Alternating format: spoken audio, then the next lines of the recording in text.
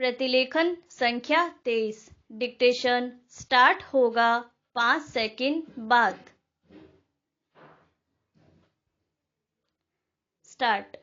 भाइयों और बहनों, आज मुझे बड़ी प्रसन्नता है कि हमारे बड़े बड़े कृषि वैज्ञानिक और कृषि विशेषज्ञ अपने अनुसंधानों के सार राष्ट्रभाषा हिंदी में प्रस्तुत करने के लिए पूरे देश से यहाँ एकत्र हुए हैं। विराम। मैं तो हमेशा ही कहता रहा हूँ कि किसानों तक नई जानकारी उनकी ही भाषा में पहुँचाई जा सकती है। विराम। आपने अच्छा किया कि श्री गणेश राष्ट्रभाषा हिंदी से किया। विराम। मैं तो चाहूँगा कि सभी भारतीय भाषाओं में राष्ट्रीय कृषि सम्मेलन आयोजित किए जाएं, ताकि सभी क्षेत्रों के किसानों को पता चले कि उनके लिए इस देश के कृषि वैज्ञानिक कितनी मेहनत से नई नई किस्में और तकनीकें निकाल रहे हैं। विराम। अब से 3 दिन बाद हम नए वर्ष में प्रवेश करेंगे। विराम। मुझे बताया गया कि सन 1995 के वर्ष को यूनेस्को ने सहनशीलता का वर्ष घोषित किया हुआ था। विराम। शायद भारत में इसके बारे में ज्यादा चहल पहल या चर्चा नहीं हुई, क्योंकि भारत देश और भारतीय लोग तो है ही सहनशील। विराम। इसमें भी सबसे ज्यादा सहनशील है किसान। विराम। आप खुद हिसाब लगा लो। विराम। हर तरह से भारत का किसान संसार का सबसे सहनशील प्राणी सिद्ध होगा। विराम। New para. आजकल जाड़ा जोरों से पड़ना शुरू हो गया है। विराम।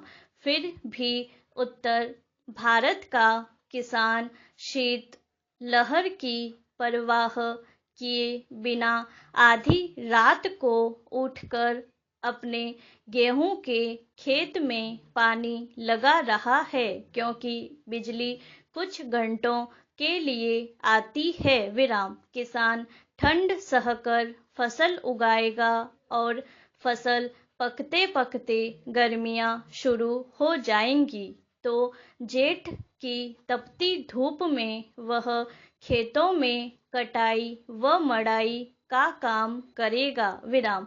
यह जाड़ा पाला सहना और कड़ी गर्मी में पसीने से लथपथ होकर काम करते रहना, इतनी सहनशीलता बस किसान के बूते की ही है। विराम। फिर हिंदी बोलने वाला तो और भी ज्यादा सहनशील है। विराम।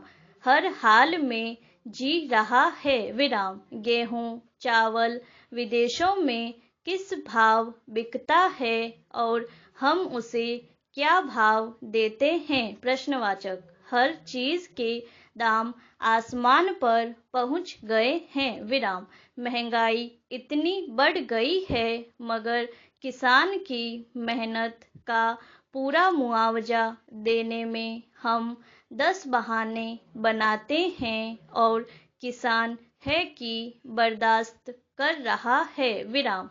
बिजली महंगी हो गई, डीजल महंगा हो गया, संकर बीज महंगा मिलता है, रासायनिक खादें महंगी मिलती है, मगर दालों के भाव चढ़ गए तो चिल्लपों शुरू हो जाती है। विराम।